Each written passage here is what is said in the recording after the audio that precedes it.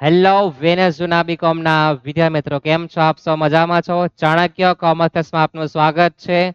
હું છું કૃણાલ સર. આપણે જોડે છે એસવાય બીકોમ સેમ 3 કોસ્ટિંગ, જેમાં આપણે એકમ પડતર પદ્ધતિમાં 3 લેક્ચર પૂરા કર્યા છે. હવે નેક્સ્ટ લેક્ચરમાં આપણે દાખલા જોવાના છે. આગળ એકમ પડતર પદ્ધતિના જ રોહિતનો દાખલા આપણે જોઈ ગયા છે. ગયા વર્ષે પરીક્ષામાં આવી ગયો છે. કયા પ્રકારના લોચા લાપસી હતો એ પણ આપણે જોયું છે. અને તમારા માટે થોડી ગણતરી બાકી રાખી છે, પ્લસ કરવાનું.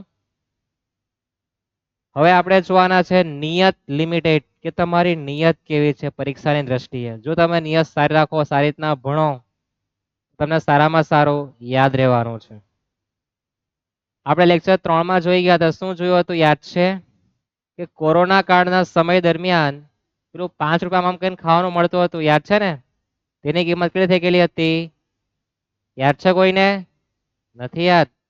તો 20 રૂપિયા, 25 રૂપિયા, 5 રૂપિયા આમ કઈને ખાવાનું હતું. 5 રૂપિયાનું દાને દાને મેં કિસકા દમ, બધાને તમને ખબર જ છે. 20-25 માં મળતું હતું. કેટલી બધી મોટી મોંઘવારી થઈ ગઈ હતી. તે પ્રમાણે જ આપણો આ દાખલો હતો કે ભાઈ 591 માં આપણે વસ્તુ બનાવે, નફો લઈએ આટલો બધો 2300-2500 રૂપિયા. આ તો પૂરેપૂરું કારખાનું જ ચાલે, કાળા બજારનું. એટલે કેવું કાળા બજાર છે જોઈ શકો તમે. બરાબર. રોહિત, કોણ રોહિત? તમને ખબર જ છે. તો 600 રૂપિયામાં વસ્તુ બનાવે ને 2400 રૂપિયા નફો લઈને વેચે કેટલામાં? 2500 માં. કેટલી મોટી કાળા બજારી ચાલે જો. છે ને કાળા બજારી? 600 રૂપિયાની પ્રોડક્ટ 2400 રૂપિયા નફો એડ કરે એક વસ્તુ પર અને વેચો 3000 માં. આટલી મોટી કાળા બજારી ચાલે? નહીં ચાલે ને? તો પછી એટલે કાળા બજારનો ધંધો એ આપણે જોયો છે. જોયો ને? 591 ની પડતર કિંમત છે એની એક એકમની. એના પર 2364 રૂપિયા નફો લે. આટલા બધો નફો કોણ લે? કાળા બજાર વાળો. તમે છે જ ને? અને વેચે કેટલામાં તમારે પ્લસ કરી દેવાનું, તમને ખબર છે જ. એટલે કાળા બજાર આપણે બંધ કરાવવાનું છે. હવે આપણે દાખલા જોવાના છે. તમારી નિયત, જો નિયત સારી તો બધું જ સારું. કર ભલા હોગા ભલા, એટલે નિયત તમારી સારી હોવી જોઈએ. જો સારું કરો તો સારું મળે, ખોટું કરે તો ખોટું મળે. ભણવામાં બી આવતું છે ને? એટલે નિયત તમારી સારી હોવી જોઈએ. વાંચો. નિયત લિમિટેડ 2016 માં પોતાની કેપેસિટીના 50% એ 5000 ઘડિયાળ બનાવીને વેચે. શું વેચે? ઘડિયાળ. સ્માર્ટ વોચ હશે ને એટલે ઘડિયાળ લખેલું છે. સ્માર્ટ વોચ નહીં જોઈએ, હવે ચલો છોડો. 31/12/16 તમને ઉત્પાદન પડતરની તમને માહિતી આપી છે.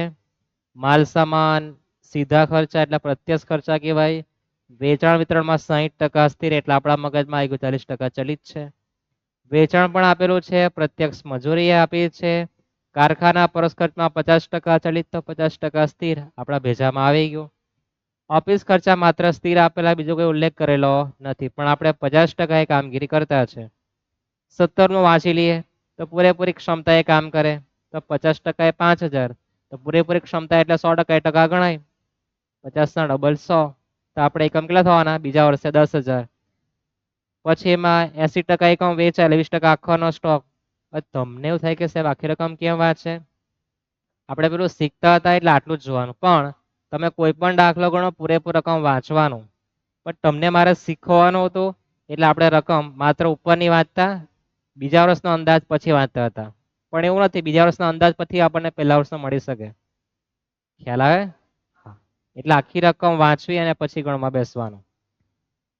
માલ સામાનમાં આટલો વધારો તેટલો વધારો આપણને ખબર જ છે. તો કારખાના, ઓફિસ, વેચાણ સ્થિર ખર્ચમાં વધારો રૂપિયા ઉમેરી દેવાનું છે, આપણને એ પણ ખબર છે.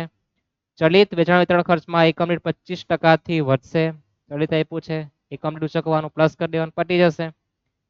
નફાનો દર ગત વર્ષ જેટલો રાખવાનો છે. 16 માટે કુલ તેમજ એકમ દીઠ પડતર, 17 માટે અંદાજિત નફો અને પડતર દર્શાવતું પત્રક તૈયાર કરો. પત્રક દરેક હવે તૈયાર હશે ને?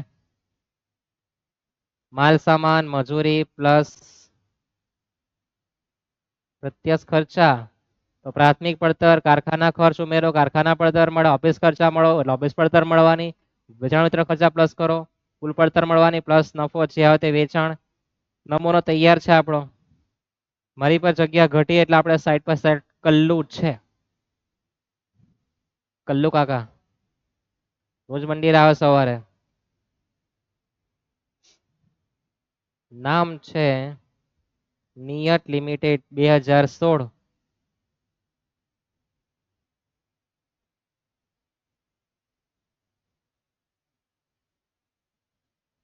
વર્ષ 2016 નું પડતરનું પત્રક. કેટલા એકમ લખવાના? તો 50% શક્તિ આપણને 5000 એકમ આપેલા છે. અને બીજી એક વસ્તુ કે તમે સબસ્ક્રાઇબ કરતા નથી અને કેટલાક તો એટલા બધા બળેલા છે કે સબસ્ક્રાઇબ આજે જોઉં તો 2 દિવસ પછી કદાચ એમાં ઘટાડો હોઈ શકે. એટલે કેટલું બધું જલન થાય. સબસ્ક્રાઇબ કરવાથી તમને કોઈ નુકસાન થતું જ નથી. કેટલા બધા એટલા બધા બળેલા સબસ્ક્રાઇબ માંથી કાઢી નાખે કરે પછી બી. બહુ સારું નહીં કહેવાય. ખોટું કરો ખોટું થશે. થાય ત્યારે પછી મને યાદ નહીં કરતા. આ મારો નહીં કર્મનો સિદ્ધાંત છે, મારો નથી. તમે ખોટું કરો તો તમારી સાથે ખોટું થવાનું છે.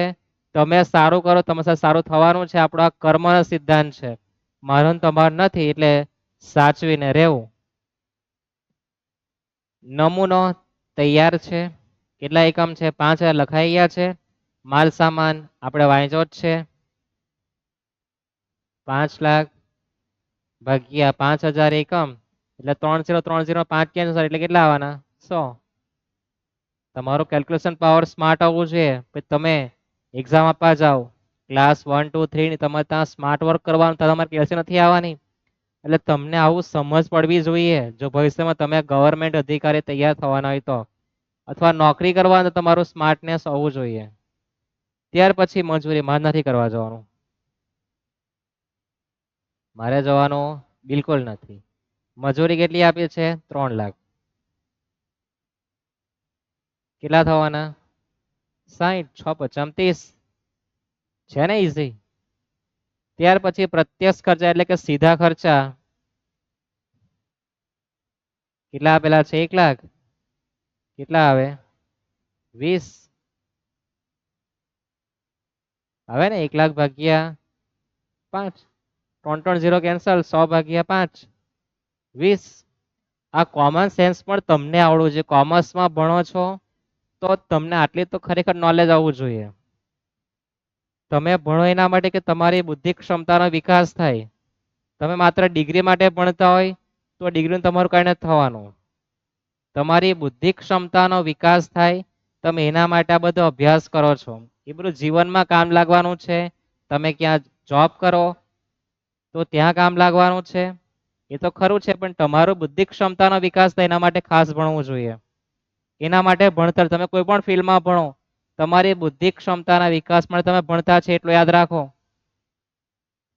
પ્રાથમિક પડતરનો સરવાળો 180 અને આ થવાના 9 લાખ. કારખાના પરોક્ષ ખર્ચા ચલિત ને સ્થિર શું કીધું છે? કારખાના પરોક્ષ ખર્ચમાં 50% ચલિત. તો 50% ચલિત એનો મતલબ કે 50% શું થાય? સ્થિર થાય. 2 લાખ રૂપિયા છે. 2 લાખના 50% કેટલા થવાના છે? 1 લાખ. 1 લાખ ચલિત 1 લાખ સ્થિર. અને 1 લાખ ભાગ્યા 5000 કરો 20 20 આવવાના તમને ખબર જ છે. 220 અને 11 લાખ. સ્માર્ટનેસ હોવી જોઈએ. ની હોય તો એને વિકસાવવી જોઈએ. દરેકમાં ક્ષમતા છે જ, પણ તમે બધા બજરંગબલી દોડ દે યાદ છે ને? બજરંગબલી જેવું બધું થાય તમે ભૂલી જાઓ. તમને કોઈ યાદ કરાવવું પડે. એવા જાંબુવંત આપણી પર કોઈ છે નથી ને? તમારી ક્ષમતા તમારે યાદ કરવાની. ઓફિસ પરોક્ષ ખર્ચમાં સ્થિર જ આપેલા ચલિત મેં કે ભાઈ તું કઈ નથી માર્કેટમાં. ઓફિસ ખર્ચા સ્થિર કેટલા છે? 1,50,000. 1,50 ભાગ્યા 5000 એટલે કેટલા આવે? 30. બજરંગબલી પર એટલી તાકાત હતી. જય શ્રી રામ જપી જપીને એટલી તાકાતવર ભગવાનનું નામ લઈને તો બજરંગબલી પર એટલી બધી તાકાત હતી કે આખો દરિયો બધા કરતા ઝડપથી પહોંચી ગયા હતા. ખબર છે ને? રામાયણ જો પછી હમણાં આવતો કેબીસીમાં એક જોઈને આવ્યા એપિસોડ, એમાં એવું હતું કે ભાઈ એક બચ્ચું હતું 5 કે 10 વર્ષની ઉંમરનું, તે કેબીસીએમ પહોંચી ગયો હતો અને એટલું બધું એડવાન્સ થઈ ગયું હતું કે એમ પ્રશ્ન હતો એને જવાબ બોલી દે. પણ એક પ્રશ્ન એવો પૂછ્યો હતો કે ભાઈ રામાયણમાં પહેલો કયો કાંડ હતો, અથવા તો કે પ્રશ્ન હતો જેમાં પહેલો કાંડ આપણો ભગવાનના જન્મ સમયનો એટલે કે બાળાવસ્થાનો હતો, પછી અયોધ્યા. તે ભાઈને થોડોક કોન્ફિડન્સ વધારે, ઉંમર ઓછી માનીએ ઉમંગ હોય, પણ આ મા બાપે શીખવવું જોઈએ કે કોન્ફિડન્સ બાળકમાં હોય, સ્માર્ટનેસ હોય તો બહુ સારું કહેવાય, પણ એને પણ શીખવવાનું કે અતિ એ સૌથી મોટું નુકસાનકારક છે. અતિ એટલે કે વધારે પડતું નોલેજનું જ્ઞાન, તમારી પર જે પણ નોલેજ છે, જ્ઞાન છે, એ કામનું તો છે જ, પણ એમાં તમારે જો ઓવર કોન્ફિડન્સ આવી જાય, અભિમાન આવી જાય, તો ત્યાંથી પડતીની તમારી શરૂઆત થઈ જાય. હા, મા બાપે શીખવવાનું તમારું બાળક સ્માર્ટ છે, હોશિયાર છે, સારું જ છે, પણ એને પણ શીખવો કે અતિ હોવું જોઈએ નહીં. અતિ એટલે તમારી મતિ ભ્રષ્ટ. યાદ રહેશે મારા શબ્દો? કોઈ પણ વસ્તુની તમારી અતિ હોય તો તમારી મતિ ભ્રષ્ટ થવાની છે. અતિ એટલે કે વધારે પડતું, તમે વધારે પડતું દોડડાપણ કરવા ગયા તો તમારી મતિ ભ્રષ્ટ થવાની છે જ. ઓફિસ પડતર ગણો તો 220 + 30 250, ને આ થવાના કેટલા 1250. તૈયાર માલનો છેવટનો શરૂઆતનો સ્ટોક આપેલો નથી, તો વેચેલ માલની પડતરમાં પણ એ 250 અને 12,50,000. વેચાણ વિતરણ ખર્ચમાં જોઈએ તો 60% સ્થિર છે, તો 40% ચલિત કહેવાય. 1,00,000 રૂપિયા એના બી આપ્યા, બહુ સારો માણસ છે. 1,00,000ના 40% એટલે 40,000 આપણો સ્થિર ખર્ચો, ચલિત ખર્ચો, અને 60,000 સ્થિર ખર્ચો થવાનો છે.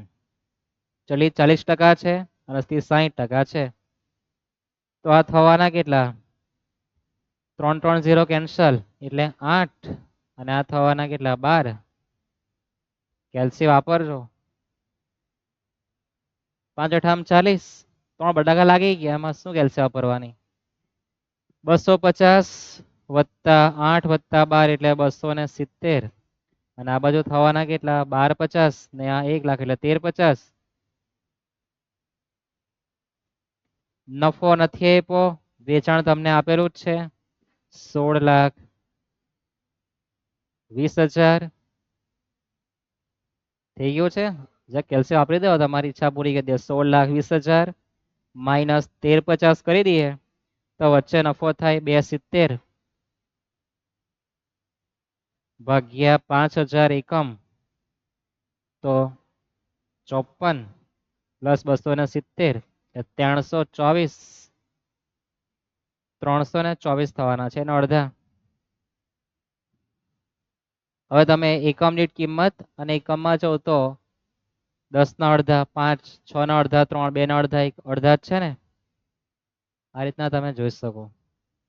હવે નફાનો દર કેટલા ટકા થાય? એક્ઝામ પ્રશ્ન પૂછે કે પડતર 270, નફો 54, તો નફાની ટકાવારી કેટલી? તો ઈઝી વસ્તુ, નફાની ટકાવારી એટલે નાના પોયરા જેવું કામ.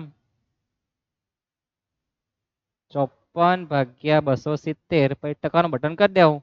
એ પડતર પર નફાની ટકાવારી કહેવાય. કોના પર? પડતર પર. જે આપણે FYBCom શાખા શીખીને ત્યાં શીખ્યા જ છે. 54 એટલે 20% થાય. 54 ભાગ્યા 270, પછી ટકાનું બટન, તો આપણા કેટલા ટકા આવે? પડતર આપણી 100, નફો 20, આ થવાનું 21. કેટલા? 1,20,000. 120 થઈ ગયું. પડતરનું પત્રકમાં કઈ વાર નથી લાગતી, જોઈ લે તમે, રમકડા જેવું જ છે. ટકાવારી ખ્યાલ આવે? આ પડતરના 20% હતા કાયમ. તો આપણને નંબર 6 માં પૂછ્યું છે બીજા વર્ષમાં કે પડતર પર નફાનો દર ગત વર્ષ જેટલો. એ પદ મૂકે 270 એ 54, તો ધારો કે 500 એ કેટલા એવું પૂછી નાખે. એટલે ભાઈ 20% કરવાના, આટલું સમજ પડવી જોઈએ. તમને આ વસ્તુની આવડત હોવી જ જોઈએ. તમારી પર નોલેજ નહીં હશે તો માર્કેટમાંથી ફેંકાઈ જવાના છે. એટલે નોલેજ હોવું બહુ મહત્વનું છે. જઈએ આપણે પડતરના પત્રક પછી અંદાજી પડતરના પત્રક તરફ. અંદાજિત પડતરનું પત્રક. સૌપ્રથમ મારે એકમ લખવાના. આપણે ચર્ચા કરી ગયા છે આપણી કેપેસિટી કેવી છે, પૂરેપૂરી ક્ષમતાએ. પૂરેપૂરી ક્ષમતા એટલે કે 50% એ 5000, તો 100% એ કેટલા? આવું પદ મૂકવા નહીં જવાનું, ડબલ થવાના. 50 ના ડબલ 100, તો 5000 એકમ ડબલ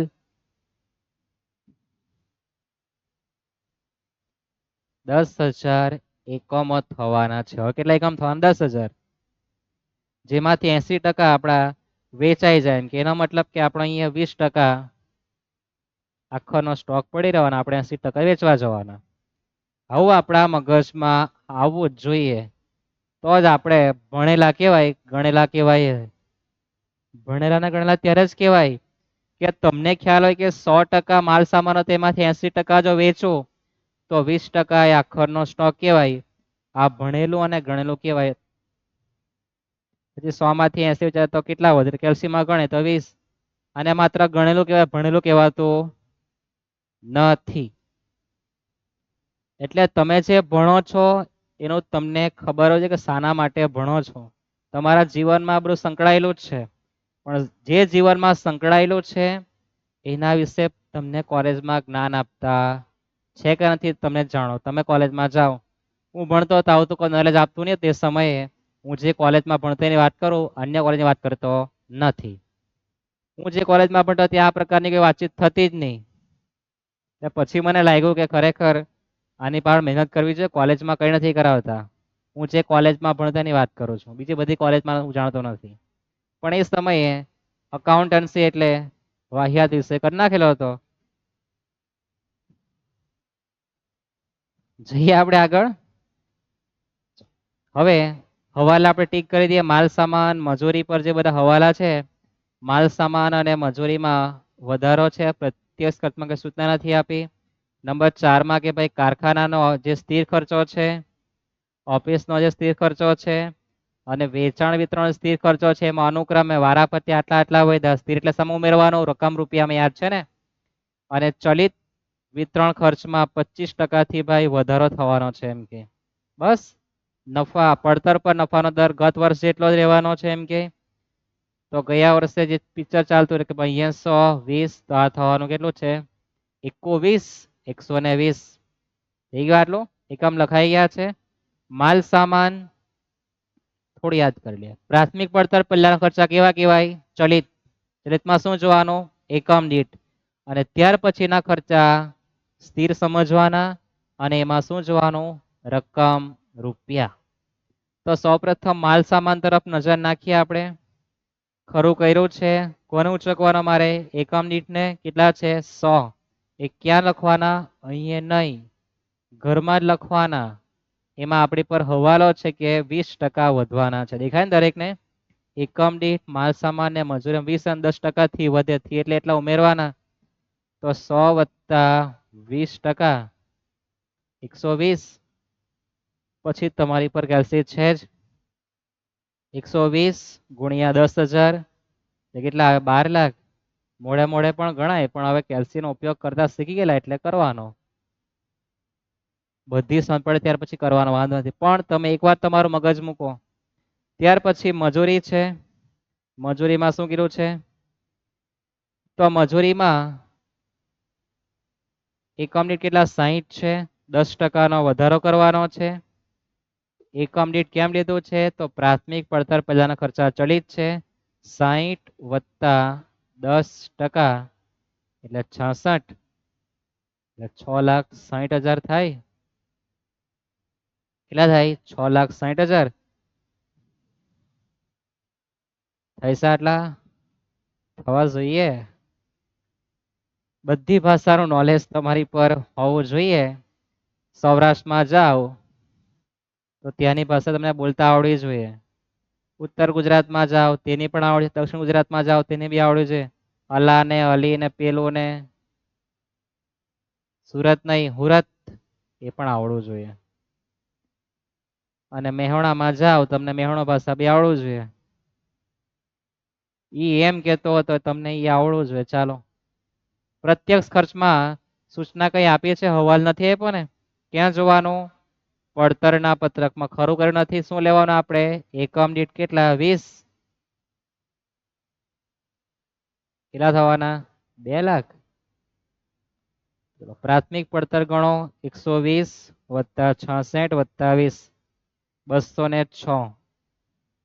આપણે ચર્ચા કરી ગયા છે કે અતિ એ હાનિકારક છે, એટલે આપણે થોડું કેલ્શિયમનો પણ ઉપયોગ કરીએ. 206 ગુણ્યા 10,000, 20,60,000.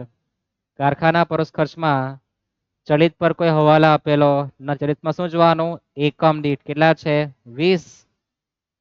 તો લખવાનું 20 ગુણ્યા 10,000. કેટલા થવાના છે? 2 લાખ. ત્યાર પછી સ્થિરમાં જોઈએ.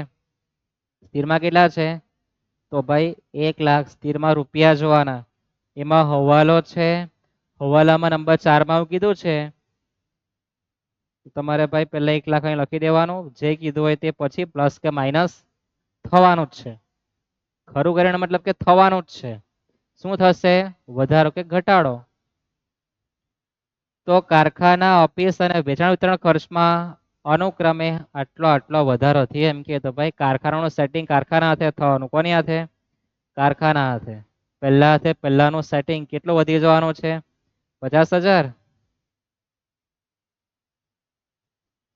તો આપણા રૂપિયા થવાના 1,50,000 ભાગ્યા કાઢ્યો 10,000, તો 15 નહીં કે 15. 15 એકી ઠેકી અંદર એમ કે ને તે જ.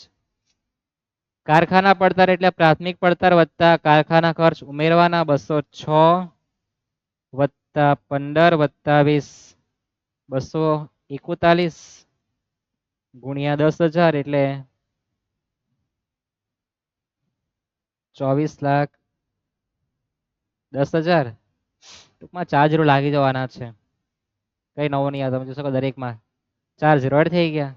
પણ તમારી પર કોમન સેન્સ નથી એટલે થોડું બતાવવું પડે.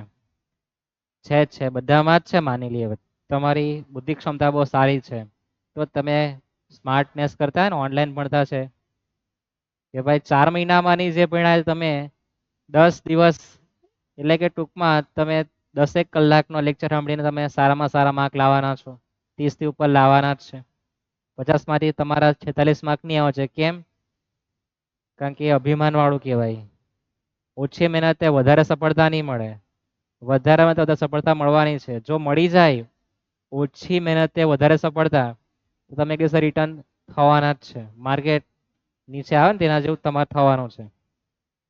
એટલે જેટલી મહેનત તે પ્રમાણે તમારું ફળ મળવાનું જ છે. ઓછી મહેનતે વધારે માર્ક આવી શકે, મહત્તમ માર્ક નહીં આવી શકે. કન્ફ્યુઝન હોય તો કોમેન્ટ કરજો, આપણે ચર્ચા કરીશું એના પર. આપણે ઓફિસ પરોક્ષ ખર્ચમાં સ્થિરમાં હવાલો છે. સ્થિરમાં શું જોવાનું? રૂપિયા જોવાના. કેટલા છે? 1,50,000.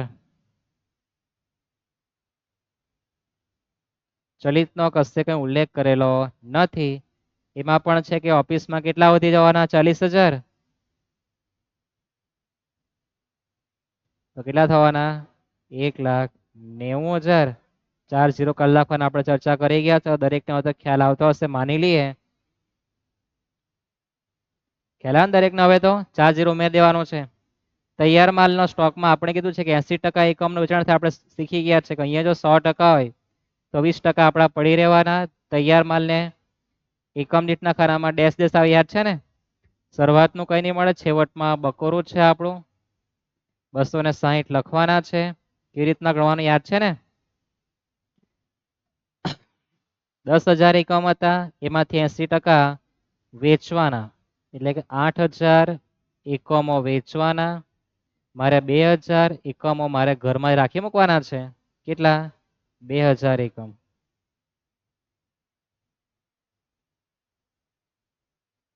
આખરનો સ્ટોક 2,000 એકમ છે. તો યાદ છે ને ગણો કેવી રીતના છે રે? 260 ગુણ્યા 2,000 કરી દેવું. તો 5,20,000 નો સ્ટોક મારો ઘરમાં પડી રહેવાનો છે. માઇનસ 26 લાખ કરી દો તો 20,80,000 આવી જાય. ભાગ્યા 260 કરી દો. 8,000 એકમ સાબિત પણ થઈ ગયા ને દરેકના. અથવા તો 260 ગુણ્યા 8,000 કરો 20,80 માઇનસ 26 લાખ તો વચ્ચે 5,20 નો સ્ટોક આવી ગયો. આપણે આ શીખી ગયા છે અને તે પણ એકદમ સ્માર્ટ ની કોઈ પદ મૂકવાની નહીં કે સમજીને લખેલું છે કે 100% માંથી 20% પડે એટલે 2,000 એકમ ઘરમાં રહેવાનું તો બેચા કેટલા 8,000. 8,000 ગુણ્યા 260 એકમ દીઠ કિંમત ચાલતો થવાના કેટલા 20,80 વચ્ચે તફાવત કરી દેવ મળી ગયા. અથવા તો 2,000 એકમ નથી વેચવાના કિંમત તો 260 રૂપિયા થવાની જ છે તો આટલો સ્ટોક પડી રહેવાનો. એમાં શું પદ મૂકવાનું મૂર્ખા લોકો મૂકે. તમે સામા આવે તમે જાણતા જ છો પોતાને. વેચેલ માલની પડતર આવી ગઈ. વેચાણ વિતરણ ખર્ચમાં જોઈએ તો ખરું કર્યું બંને ઉપર. ચલિતમાં શું કર્યું છે વાંચો. તો એકમ દીઠ 25% થી વધે. એકમ દીઠ કિંમત કેટલી ચલિતની છે 8. તો 8 વત્તા 25% એટલે 10 થાય કે 8 વત્તા 25 10 થઈ ગયા. 10 ગુણ્યા કેટલા કરવાના 8,000 એકમ. તમને મેં અગાઉના લેક્ચરમાં કીધું છે તમે કયા પ્રકારની ભૂલ કરી શકો યાદ છે ને.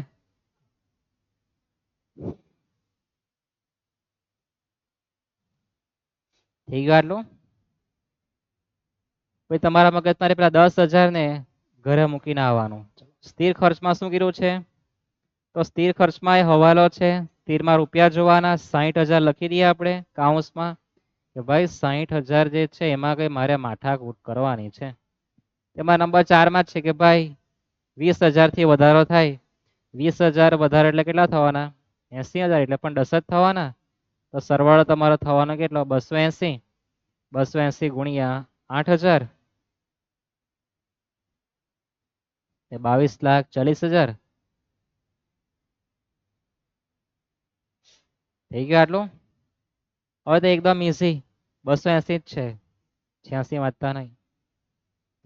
280 ગુણ્યા 20% કરો તો 56 પ્લસ 280 એટલે 336.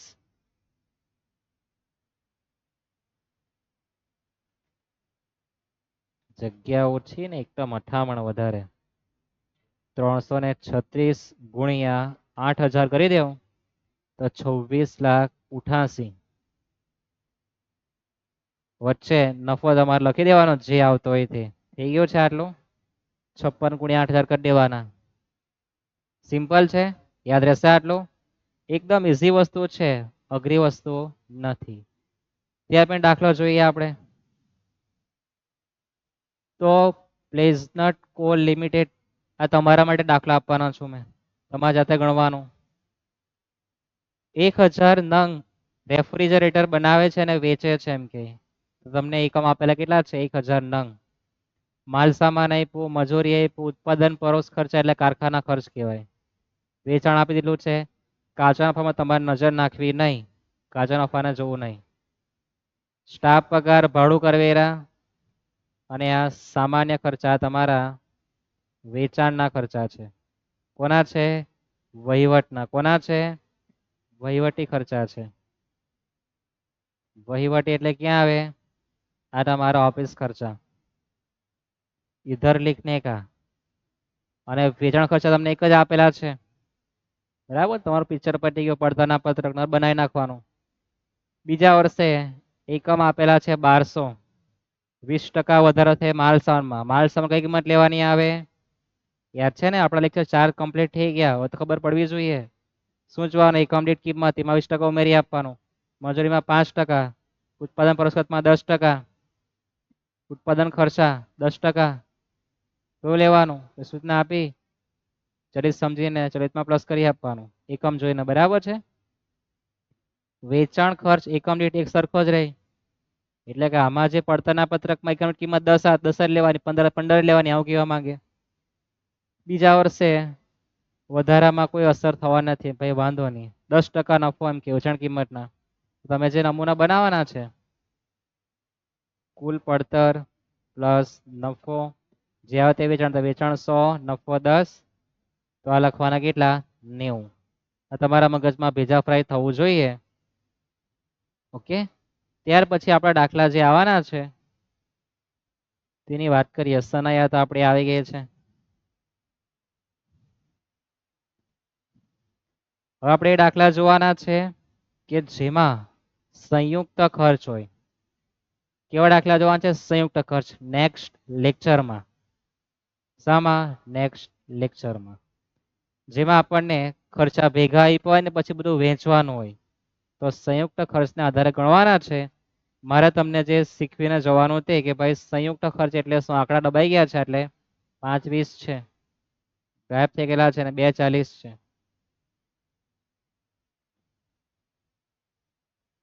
સંયુક્ત ખર્ચ એટલે